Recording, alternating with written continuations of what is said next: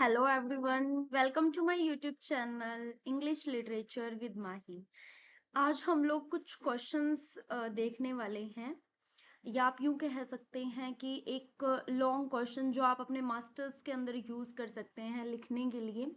और ये है बिलव्ड जो नॉवल है टोनी मॉरिसन के द्वारा जो लिखी गई है, उससे रिलेटेड क्वेश्चन है। मैं आपको क्वेश्चन दिखा देती हूँ कि किस तरीके से आप किसी भी एक क्वेश्चन को अटेम्प्ट कर सकते हैं।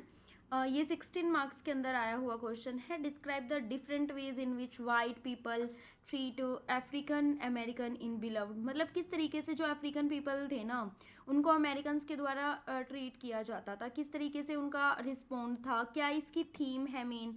तो लगभग आप कोई भी क्वेश्चन जब अटेम्प्ट करते हो ना, आपका इंट्रोडक्शन एंड कंक्लूजन लगभग अलग होता है।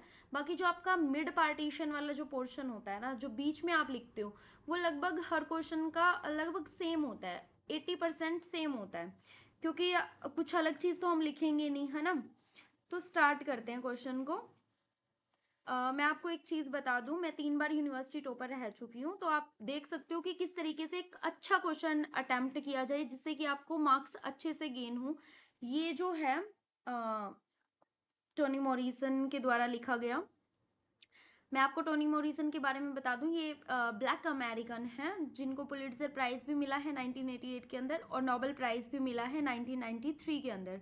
जब आप इस तरीके की चीज़ें अपने क्वेश्चन के अंदर डालती हैं तो बहुत अच्छा इम्पैक्ट पड़ता है। जो चेक करता है आपका एग्जामिनर के ऊपर बहुत ज़्यादा अच्छा इम्पैक्ट पड़ता है कि आपको नॉलेज है। आपको सिर्फ टेक्स्ट की नॉलेज नहीं है बल्कि आपको राइटर की भी नॉलेज है, और ये आपके नेट के पर्सपेक्टिव से भी बहुत ज़्यादा इंपॉर्टेंट है कि टोनी मॉरिसन को 1988 के अंदर पुलिट्जर प्राइज और 1993 के अंदर नोबेल प्राइज से नवाजा गया था।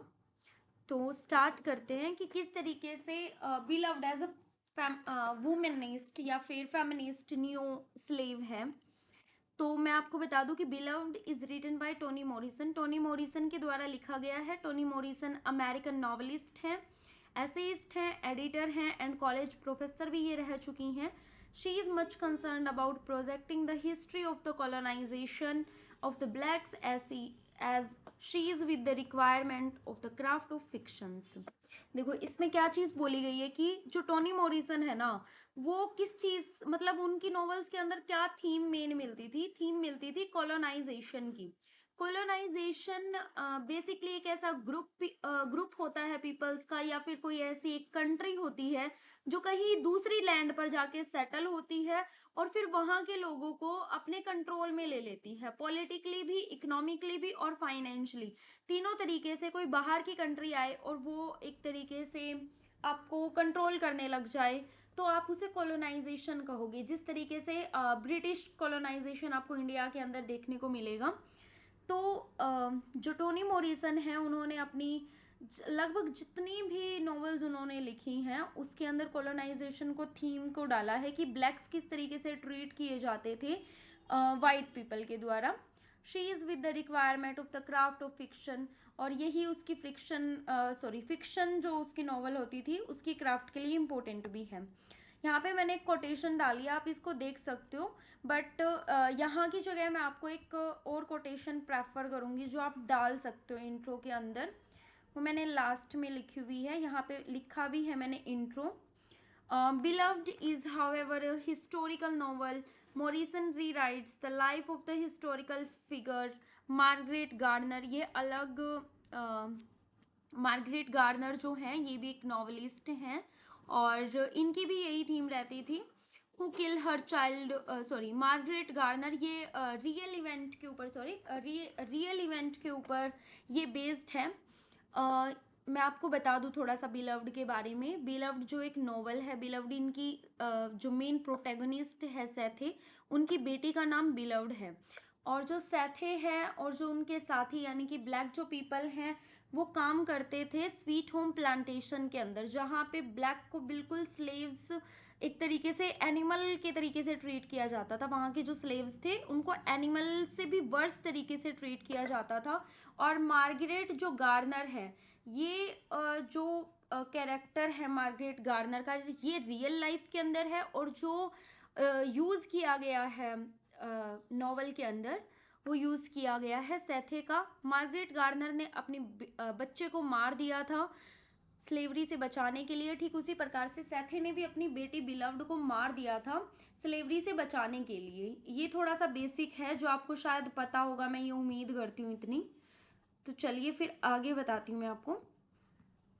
Tony Morrison the author, Toni Morrison author हैं बिलव्ड की। Takes up the theme of trade in slavery, जो उनकी मेन थीम रहती थी वो स्लेवरी रहती थी। इट्स परनीशियस, परनीशियस का मतलब होता है हार्मफुल, हार्मफुल कॉन्सिक्वेंसेज को दिखाया गया है, यानी कि स्लेवरी के बाद जो कॉन्सिक्वेंसेज होते हैं, जो हानिकारक कॉन्सिक्वेंसेज होते हैं, उनको दिखाया है। It effect on the slaves and their discontent lying stress on its dehumanising effect on the black community. Discontent का मतलब होता है एक तरीके से असंतोष, जो उनकी मतलब अनसेटिस्फाइड थे वो बेसिकली जो स्लेव्स थे, क्योंकि उनके ऊपर स्ट्रेस रहता था। डिह्यूमनाइजिंग मतलब एक तरीके से अमानवीय तरीके से उनको ट्रीट किया जाता था, और जो उनकी कम्युनिटी ब्लैक कम्युनिटी से भी उनको मतलब एक तरीके से सेथे को निकाल दिया गया था। She depict the horror of slavery, उसने बिल्कुल स्लेवरी को एक तरीके से हॉरर टाइप में देखा है, क्योंकि इतना सारा काम उनसे करवाया जाता था, लगातार घंटों तक काम करवाया जाता था। In its most intimate violation, और वायलेशन भी, क्योंकि हम लगातार इतनी देर काम नहीं करवा सकते, तो वायलेशन भी होता था उनका। इंटीमेट वायलेशन का मतलब सेक्सुअली भी उनको हरास किया जाता था। The violation of family trust between mother and child, ये इनकी मेन थीम्स हैं। स्लेवरी की थीम है, डिह्यूमनाइजिंग की थीम है, डिसकंटेंट के बारे में बताया गया है, वोलेशन बताया गया है, मदर और चाइल्ड के बीच में ट्रस्ट नहीं है क्योंकि सेथे ने अपनी बेटी को मार दिया था, तो डिसट्रस्ट की भी बात यहाँ पर करी गई है। नेक्स्ट जो पॉइंट है आपका वो आता है आपका पेनफुल पास्ट। अब पेनफुल पास्ट को किस तरीके से दिखाया गया है, मैं आपको बता देती हूँ कि जो स्लेव्स होते थे ना, एक्स जो स्लेव्स होते थे, एक्स स्लेव्स का मतलब है यहाँ पे black slaves, to deal with their painful past, यानी कि एक तरीके से उनका पेनफुल पास्ट तो रहा है, उन्होंने स्लेवरी देखी है, तो उनका पेनफुल पास्ट रहा है। विच में हील देयर साइकिक वुंड, विच में हील, शायद वो हील कर दे अब उनके साइकिक वुंड को, हील नहीं कर सकता, इम्पॉसिबल है वो चीज।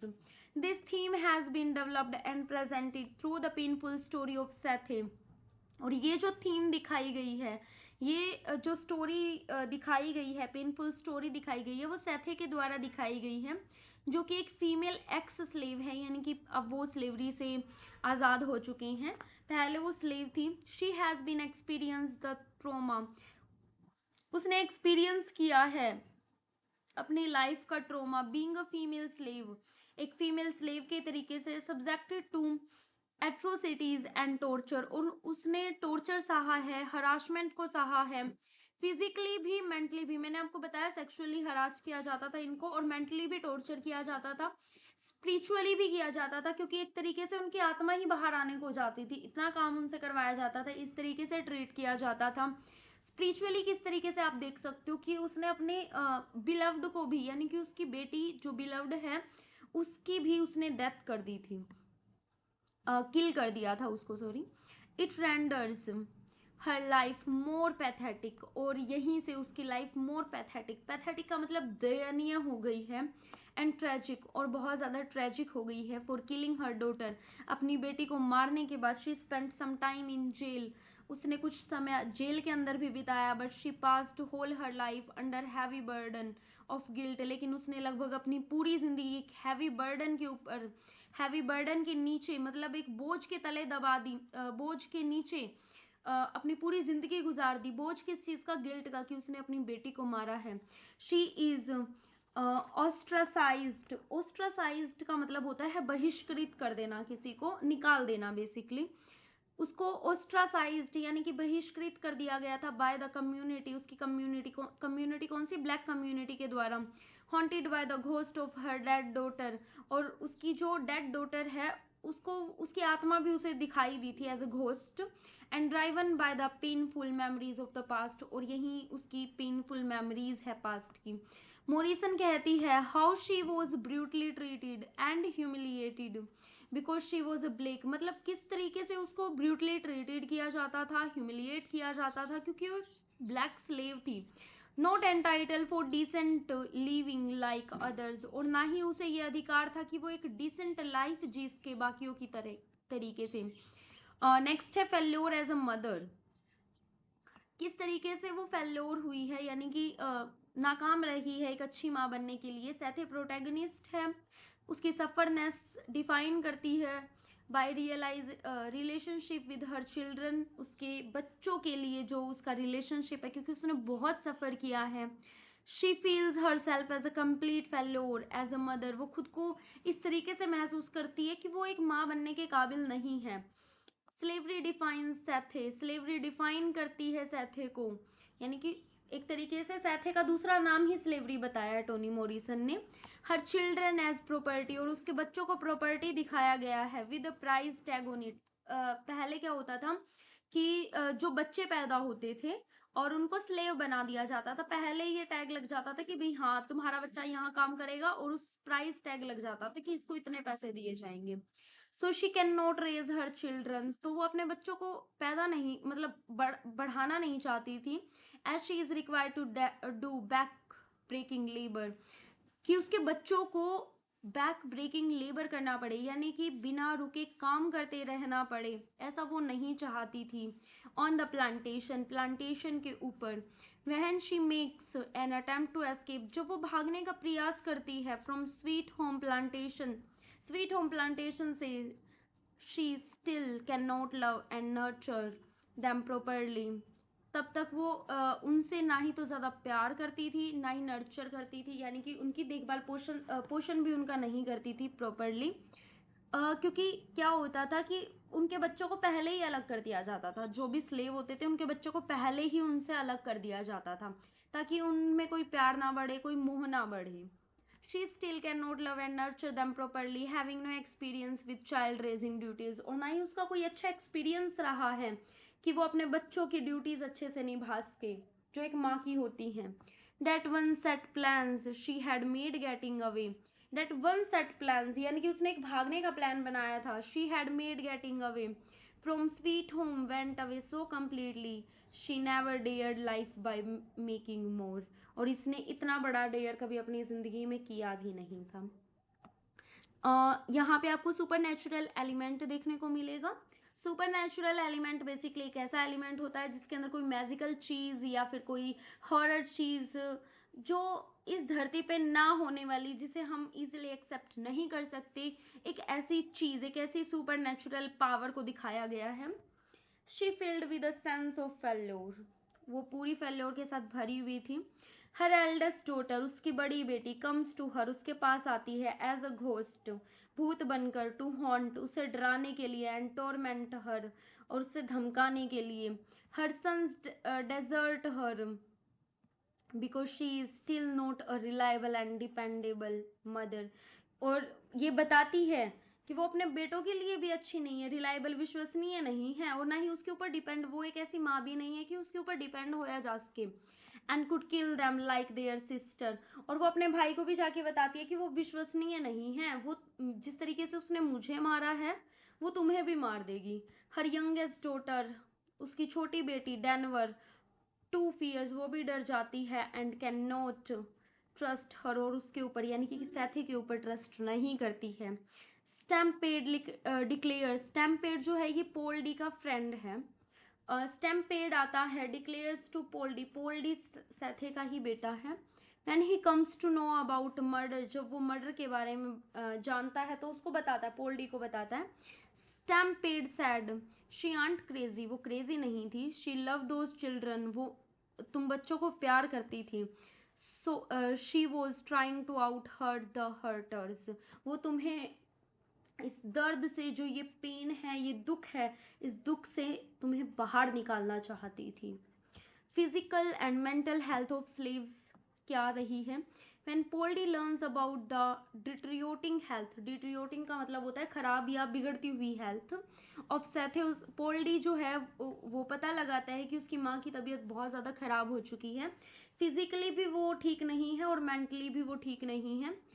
ही केम बैक, वो वापस आता है विद अ सिंसियर एडवाइस, अपनी एक सिंसियर एडवाइस के साथ, that she should forget her past world, कि वो उसे भूल जाना चाहिए। वो अपनी माँ से कहता है कि तुम्हें भूल जाना चाहिए जो भी तुम्हारा पास्ट वर्ल्ड था, यानी कि जो एक्स स्लेव थी, वो जो स्लेवरी वाला जो उसका टाइम पीरियड था, उसको भूल जाना चाहिए।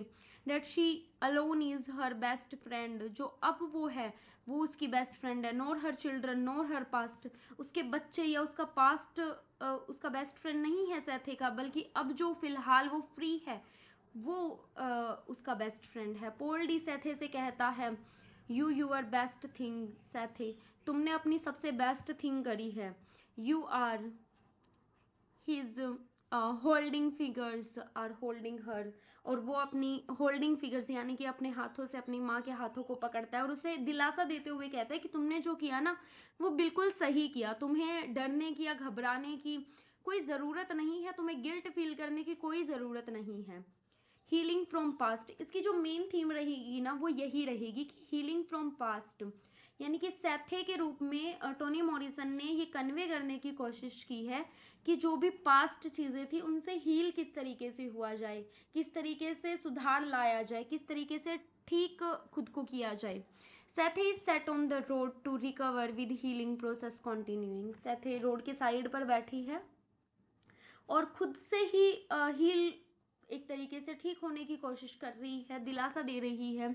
Tony Morrison gives the idea, Tony Morrison ने ये आइडिया दिया है healing of the entire nation, यानी कि पूरे एंटायर नेशन, यानी कि पूरी उस अफ्रीकन कम्युनिटी को जो या फिर उस ब्लैक कम्युनिटी को ये मैसेज कन्वे किया है कि हीलिंग, आप हील करो खुद को, भूल जाओ पुरानी बातों को। With the healing of Sethe as a model, और उसने सैथे को एज अ मॉडल एक आइडियल के रूप में चुना है कि वो किस तरीके से हील कर रही है, वैसे वहाँ के लोगों को भी खुद को ठीक करना चाहिए।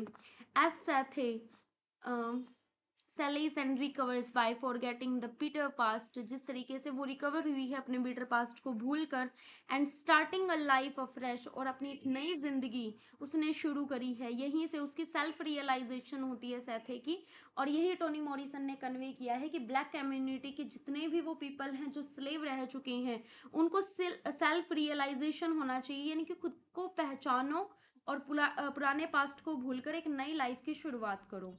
Similarly America should do and acknowledge the talk about slavery, और वो चाहती है कि अमेरिका इसके बारे में जाने, स्लेवरी के बारे में कि कैसे लाइफ होती थी, and make a clean break, और ब्रेक दे दे उस पास्ट से। America should give a chance for healing, America को एक हीलिंग चांस देना चाहिए पूरे एंटायर नेशन, पूरे राष्ट्र को, and should attempt for self realisation. यहाँ पे क्रिटिक है, उन्होंने बोला है, the authors impresses upon them to recognise the USA is much like Sethe, कि सबको यूएसए के अंदर जो भी रह चुके हैं वो सैथे की तरीके से खुद को रिकॉग्नाइज करें। Trying to bury the trauma of the past, और उसे दफना दे, जो पास्ट था उसको दफनाने की कोशिश करी जाए। मैस्कुलाइन स्लेव के बारे में बताया है, सिर्फ फीमेल स्लेव ही नहीं थी बस, बल्कि मैस्कुलाइन स्लेव यानी कि मैन भी स्लेव के रूप में काम करते थे। The authoress has successfully brought out the horrible state of affairs so far black slaves concerned through various incidents and characters. पोल्डी is another victim, पोल्डी जो कि सैथे का बेटा है वो एक अनदर विक्टम है इस स्लेवरी सिस्टम का, यानी कि वो भी एक तरीके से स्लेव रह चुका है। He had to suffer humiliation and hardship and hard to work life beasts, और उसने भी बीस्ट यानी कि एक तरीके से राक्षसों की तरह काम किया है, दिन रात काम किया है। Mister Garner puts on iron collar around his neck and his body was chained. यहाँ पे है Paul D felt that humiliation, ये कोट है, ये कोट आप डाल सकते हो क्वेश्चन के अंदर। Paul D felt that humiliation, Paul D ने भी वो ह्यूमिलिएशन फील करी है। टू मच टू बियर, उसने भी बहुत कुछ सहन किया है। And took it as an insult to his manhood, और वो इस चीज़ को मैनहुड के ऊपर यानी कि जो पुरुष प्रधानता है उसके ऊपर इंसल्ट लेता है कि ये बेइज्जती है पुरुष प्रधान समाज की एक तरीके से।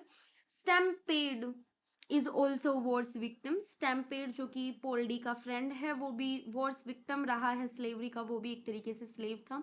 ही was married to a girl named वस्ती, और उसने वस्ती नाम की एक लड़की से शादी की, whom he could not see for full 1 year, जिसे उसने पूरे 1 साल तक नहीं देखा था। On account of restrictions imposed by his master son, यानी कि जो प्लांटेशन का जो मास्टर का बेटा था उसने रेस्ट्रिक्शन लगा दी थी उसके ऊपर, was having sex with her, क्योंकि उसके साथ उसे जो उसकी बिलव्ड थी, यानी कि जिस लड़की से उसने शादी करी थी वस्ती, उसको सेक्सुअली हरास किया था उसने विदाउट हिज नॉलेज, बिना उसकी नॉलेज के। When he come to know, जब उसे इस बात का पता लगा तो वो अपने मास्टर के पास आया, and his wife the force sex did not stop, कि वो उसे अब बंद कर दे। He had no option but to leave the place, उसके पास और कोई ऑप्शन नहीं था इस चीज़ को, ये जो सेक्सुअली हरासमेंट थी इसको रोकने का, कि बजाय वो इस प्लेस को ही छोड़कर चला जाए। He changed his name, he changed मतलब स्टैम्प पेड ने अपना नाम चेंज किया। He changed his name from Joshua to Stamp Paid, वो स्टैम्प पेड से क्या बन गया, जोशुआ बन गया, and started a new life, और उसने एक नई लाइफ शुरू कर दी। कंक्लूजन है, the theme of novel centre around the deplorable, यानी कि डेवलप जो करी है condition of black slaves who were treated like animals with no feeling of safety, एक तरीके से एनिमल से भी बदतर तरीके से उनको ट्रीट किया जाता था, सेफ्टी की कोई फीलिंग नहीं थी, सिक्योरिटी नहीं थी, कोई ओनर नहीं था, कोई इज्जत नहीं थी उनकी। The female slave were raped, female slave के साथ रेप किया जाता था, एब्यूज, इन्हें गाली दी जाती थी, एक्सप्लोस्टेड एंड टॉर्चर, उनको टॉर्चर किया जाता था बाय देयर मास्टर। नेक्स्ट ये आप कोटेशन डाल सकते हैं, ये एक मास्टर वर्क है, ये जॉन लियोनार्ड ने प्रेज किया है बिलव्ड नॉवेल को, और बिलव्ड नॉवेल को प्रेज करते हुए कहा है अ मास्टर वर्क, ये एक मास्टर वर्क है, वंडरफुल है, I can't imagine American literature without it. तो ये आप डाल सकते हैं, ये हिस्टोरिकल नॉवल, ये आप इंट्रो के अंदर डाल सकते हैं, जिस तरीके से आपको सुटेबल लगे उस तरीके से आप यूज कर सकते हैं। उसके बाद कुछ अलग से पॉइंट हैं सिंबॉलिक जो थीम है इसके अंदर, उसके ऊपर कुछ सिंबल्स हैं टोनी मॉरिसन की बिलव्ड के अंदर। सबसे पहला है कलर, रेड, ट्रीज हैं, टिन टबैको बॉक्स है। सिंबोलिज्म जो होता है ये एक फिगर ऑफ स्पीच है जिसके अंदर एक पर्सन, एक सिचुएशन या कोई भी एक ऐसा वर्ड यूज किया जाता है जो किसी और चीज को रिप्रेजेंट करे, जिस तरीके से यहाँ पे कलर रेड है, ये जो रेड कलर है वो लाइफ को भी रिप्रेजेंट कर रहा है, डेथ को रिप्रेजेंट करता है, एब्सेंस एंड प्रेजेंस को भी रिप्रेजेंट करता है। Amy Denver red velvet, Amy Denver थी वहाँ के जो मास्टर की जो बेटी थी, यानी कि एक तरीके से ये वाइट पर्सन थी, वो रेड वेलवेट डाल के आती है, और इमेज थी होप का और ब्राइटर फ्यूचर का। पोल्डी का रेड हर्ट, पोल्डी का रेड हर्ट सिंबोलिज्म है फीलिंग का और इमोशंस का। रेड जो कलर है वो वाइटलिटी को दिखाता है और वेसरल नेचर को दिखाता है ह्यूमन एग्जिस्टेंस के ऊपर। ट्री जो है वो हीलिंग, क्योंकि ट्री आपने देखा होगा रोड साइड पे ट्री के पास सेथे बैठी होती है और खुद को हील कर रही होती है, तो ट्री जो है वो सोर्स है हीलिंग का, कंफर्ट लाइफ का। ये एक कोटेशन है जो आप डाल सकते हैं, Beloved said to Sethe you forget to smile, तुम स्माइल करना भूल गई हो, आई लव्ड यू, मैं तुम्हें बहुत प्यार करती हूँ। वो घोस्ट के रूप में आई थी, उसको सुनाती भी है, लेकिन उससे फिर बाद में कहती है, सेथे से कहती है यू फॉरगेट टू स्माइल, तुम स्माइल करना भूल गई हो, आई लव्ड यू, मैं तुमसे बहुत प्यार करती हूँ, यू हर्ट मी, तुमने मुझे बहुत हर्ट किया है, तुमने मुझे मार दिया, you came back to me, you left me, तुम मेरे पास नहीं आई और तुम मुझे छोड़कर चली गई। यहाँ पे सेथे के बारे में है, ये आप पढ़ सकते हैं। सेथे प्रोटैगोनिस्ट है टोनी मॉरिसन के बिलव्ड की, कॉम्प्लेक्स और कंपेलिंग कैरेक्टर है जिसकी लाइफ को शेप किया गया है ब्यूटी रियलिटी ऑफ स्लेवरी के साथ, उसकी पूरी जर्नी जो है वो पेन के साथ गुजरी है। एंड्यूरिंग का मतलब होता है सहन करना, उसने सहन किया है pain. Fierce love and hard won sense of selfhood, उसने खुद की पहचान भी एक तरीके से खो दी थी। Tony Morrison uncover the muted voices of black slave, एक तरीके से ब्लैक स्लेव की वॉइस भी थी, वुमेन की भी वॉइस थी। सेथे जो है बिलव्ड के अंदर इंट्रिकेट और multi faceted and she hold central position in the story Sethe transcend. एक तरीके से इसमें बस यही बोला गया है कि जो सेथे थी वो सेंट्रल कैरेक्टर है पूरी फुल स्टोरी का। और जितनी भी ये स्टोरी है बिलव्ड की वो किसके इर्द गिर्द घूमती है, सेथे के इर्द गिर्द घूमती है। इसके अंदर रिसरेक्शन का मतलब होता है एक तरीके से रीबर्थ। रीबर्थ हुआ है क्योंकि स्लेव जो हैं वो फ्री हो चुके हैं और उनको एक नई लाइफ मिली है। तो ये भी एक थीम है, आप डाल सकते हो पॉइंट्स के अंदर। पास्ट की थीम है कि पास्ट में वो स्लेव थे और पास्ट से वो हील होना चाहते हैं, हीलिंग फ्रॉम पेन। मदरहुड को दिखाया गया है, रिजिलियंस को दिखाया गया है, मतलब किस तरीके से वो किसी भी नेचर के अंदर ढल जाती थी, चाहे वो स्लेवरी का हो चाहे उसके बाद वो फ्री हो गए हों उसका हो। गिल्ट को दिखाया गया है, रिस्पॉन्सिबिलिटी को दिखाया गया है, ये सारी चीज़ें हैं। आई होप ये क्वेश्चन आपको बहुत अच्छे से समझ में आ गया होगा और किस तरीके से आपने अटैम्प्ट करना है वो भी आपने देख लिया होगा। एक चीज़ मैं आपको बता दूं, एक क्वेश्चन जो आप 16 नंबर का या 15 नंबर का जितना भी आता है, आप जब उसको अटैम्प्ट करते हो उसके अंदर एटलीस्ट एक कोटेशन इंट्रो के अंदर और एक कंक्लूजन के अंदर तो होनी चाहिए। बीच में आप 3 डालते हो 4 डालते हो वो आपकी मर्जी होती है, लेकिन कोटेशन ब्लैक पेन से आप डालोगे तो बहुत अच्छा रहेगा।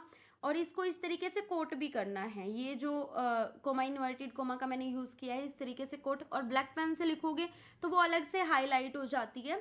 और जिस तरीके से ये देखिए यहाँ पे एंड्यूरिंग पेन है, इसको आप अंडरलाइन करके हाईलाइट कर सकते हो। फियर्स लव को हार्ड वोन, इस तरीके से आप कुछ ऐसे पॉइंट होते हैं जो आपको हाईलाइट करने होते हैं क्योंकि इतना लंबा क्वेश्चन होता है। मैं आपको बता दूं, मैंने जब एग्ज़ाम दिए थे मास्टर्स के, जब मेरी मास्टर्स हुई थी तो उस टाइम पे मैंने 42 शीट हमें मिलती थी, 42 शीट होती थी और मैं 42 की 42 ही फिल करती थी। जैसी राइटिंग मेरी फर्स्ट पेज पर होती थी वैसे ही मेरी लास्ट पेज के ऊपर भी होती थी। और राइटिंग का भी बहुत ज़्यादा इम्पैक्ट पड़ता है, लेकिन पूरा पूरा इम्पैक्ट भी नहीं पड़ता। आप क्वेश्चन के अंदर एटलीस्ट इतना होना चाहिए कि आप कन्वे कर सको एग्जामिनर को कि आपने पढ़ रखा है, आपने एक अच्छा क्वेश्चन अटेम्प्ट किया है। चाहे उस चीज को आप कोटेशन से कवर करो या आप अच्छे पॉइंट बना के कवर करो, वो आपकी मर्जी है। तो आई होप ये चीज आपको अच्छे से समझ में आई होगी। All the best for your exam and thank you so much. Like the video and comment in below की नेक्स्ट मुझे वीडियो किस क्वेश्चन के ऊपर या किस टॉपिक के ऊपर या किस पेपर के ऊपर मुझे लानी चाहिए। Thank you.